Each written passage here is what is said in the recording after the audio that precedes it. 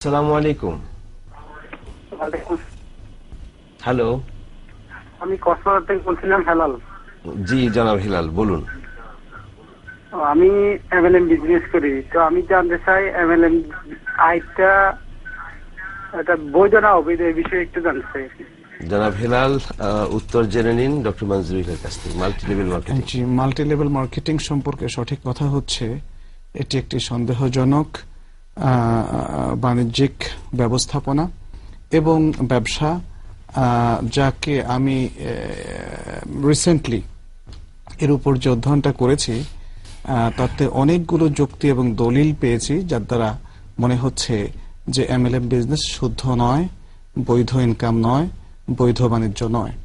অতএব সেটি সকলের ত্যাগ করা উচিত। আমার মনে হয় আপনি এই কমেন্ট করছেন। অনেকগুলো কারণ আছে। প্রথম হচ্ছে এর মধ্যে শ্রমহীন বিনিময় রয়েছে এবং বিনিময়হীন শ্রম রয়েছে। এগুলো বড় ডিসকাশনের ব্যাপার। শ্রমহীন বিনিময় আমি খুব সংক্ষেপে বলছি যে অনেকটা বিনিময় পাওয়া যায় যখন এই বিজনেসের শেষের দিকে 5 জন 10 জন 15 জন পরে দুজন করে দুপাশে বৃদ্ধি করা হয়, দুই বাহুতে বৃদ্ধি করা হয়, তখন দেখা যাচ্ছে যে তার পেছনে কিন্তু আমার সরাসরি প্রত্যক্ষ কোনো শ্রম নেই, কিন্তু বিনিময়টা আসছে। এভাবে যত নিচে যেতে থাকবে বিনিময়টা আসবে। আমরা জানি, আমি শুধু ছোট্ট একটা উদাহরণ দিচ্ছি, আমি যখন কোনো ছাত্রকে পড়াই তখন সে ছাত্র থেকে আমি পয়সা নিই, কিন্তু আমার ছাত্র যখন অন্যকে পড়ায়, সে যখন আরেকজনকে পড়ায়, তাদের পয়সা তো আমার কাছে আসার কোনো কারণ নেই এবং ইসলাম সেটাকে হালালও নয়। এভাবে আছে। আবার বিনিময়হীন শ্রম আছে, সেটা ব্যাখ্যা আমরা পরে করব। এছাড়া এখানে আরো অনেকগুলো বিষয় আছে, গেশ আছে, এখানে গরার বা অনিশ্চয়তা আছে, এখানে সর্বোপরি পুরো বিজনেসের সিস্টেমটি দুর্বোধ্য।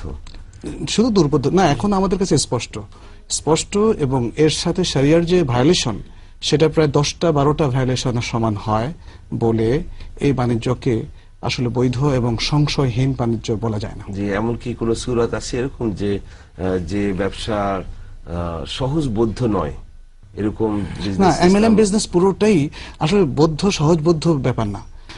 বিষয়টা সিস্টেমটা না, বিষয়টা এখন সিস্টেমটা আমাদের সামনে ক্লিয়ার। প্রথম কথা হচ্ছে যে সন্দেহজনক বা সংশয় আমরা বলছি ইনকামের দিক থেকে, কিন্তু এমএলএম বিজনেসটা এখন আমাদের কাছে ক্লিয়ার এবং এখানে যে ইসলামের অনেকগুলো মূলনীতি ভায়োলেটেড হচ্ছে সেটাও ক্লিয়ার। অতএব রুলিংস এর দৃষ্টি থেকে এই বাণিজ্যকে আসলে বৈধ বাণিজ্য বলাটা টাফ। এবং এর উপরে সৌদি আরবের উচ্চ উলামা পরিষদের ফতোয়া আছে, এর উপরে রাবেতার ফিকহ কাউন্সিলের ফতোয়া আছে, এবং তারা সকলেই সেখানকার ওলামারা একসাথে মিলে যে রেজুলেশন করেছেন, এই বাণিজ্যকে তারা ইসলামের সাথে সাংঘর্ষিক বলে সেটাকে বৈধ বলে ঘোষণা তারা করেননি। অনেক ধন্যবাদ। আমাদের দেশের বিশাল এক জনগোষ্ঠী, বিশেষ করে যুব সম্প্রদায়ের একটি বিশাল একটি অংশ যারা এমএলএম বিজনেসের সাথে জড়িত। তো আপনার যে সুচিন্তিত মতামত সারির আলোকে আমরা পেলাম, এর থেকে আশা করি পথ নির্দেশনা আমাদের যুবক সম্প্রদায়েরা পেতে পারবে। ধন্যবাদ আপনাকে।